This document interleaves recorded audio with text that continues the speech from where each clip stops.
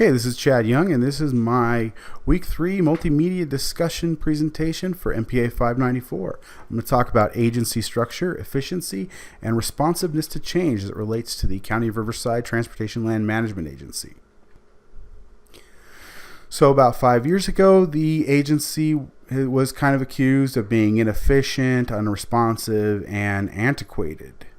The management, as well as the Board of Supervisors, decided to concentrate on that antiquated issue and replace a 20-year-old computer system with a new one. The new system, in developing it became clear that that was not the only source of problems. In fact, one of the greater sources is sort of the antiquated nature of the organization's culture and structure. Now, it's got a typical Weber bureaucracy with lines of communication going up and down. The problem here, of course, being siloing. So there's not much communication between the various silos, and if I'm the red column and I need information from the green column, I got to go all the way up to the top and then all the way back down and then back again to get that information. Obviously, a direct line of communication is preferred. The other problem, of course, is that these silos tend to be competitive and they become defensive of their specific silo, and they become competing with each other. To kind of expand on this, we've got Bernard's ideas regarding the lines of communication and that they should be as short as possible.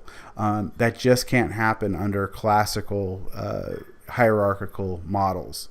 Again, now with Merton, another problem that occurs with that old bureaucratic model, and occurs here at the organization as well, is that staff become more rigid. They are ingrained in those processes that are defined by the bureaucratic model. And so, I have to have Form A before I can complete Task B, regardless of whether Form A is relevant to Task B. So getting out of this classic model is helpful. Really quick, I wanted to talk about PosCorp. I have no problem with PosCorp. It's great. It certainly does sort of, it's a simple idea of what managers do. And overall, I think it's still relevant. However, it's not quite as rigid probably as it was at the time of its conception. Because, again, it makes sense under that hierarchical model. But in a flatter organization, I think the ideas of modifying PosCorp with Mary Parker Follett's management-employee partnership is really what gets you to that modern sort of flatter organization model. So in talking about that, I've got, this slide supposed to represent that flatter organization, all people working together.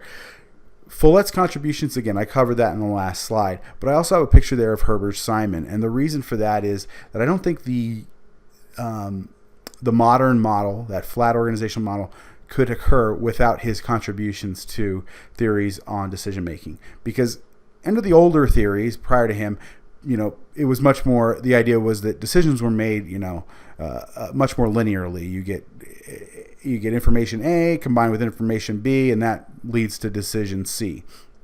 And we know that that's not really how things happen. That whole idea of muddling through it.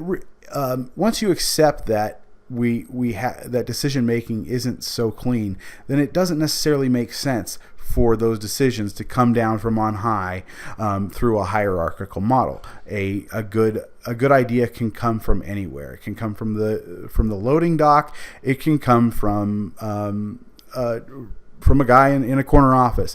But it doesn't matter where it comes from as long as the idea is good. So taking all into that account, my recommendations for the organization is to go to that more flatter, modern organizational standard. Now, that's not to say I'm going to throw out the org chart. The org chart's always going to be there, if only to tell me who I'm going to get my timesheet and my vacation approvals from. But it really does not. It should not inform day-to-day operations. Day-to-day operations, if you need a diagram, I would look more to a data flow diagram as being more representative of how things happen in the real world and in an organization. you can interact with multiple departments. You guys can be, people from different departments can be working on a project together, but then reporting to completely different bosses. That just doesn't happen under the classical model. So again, it's not to throw out the old org chart, but we shouldn't be using the org chart to define how we actually do business. Thank you all for listening, and I will see you next week.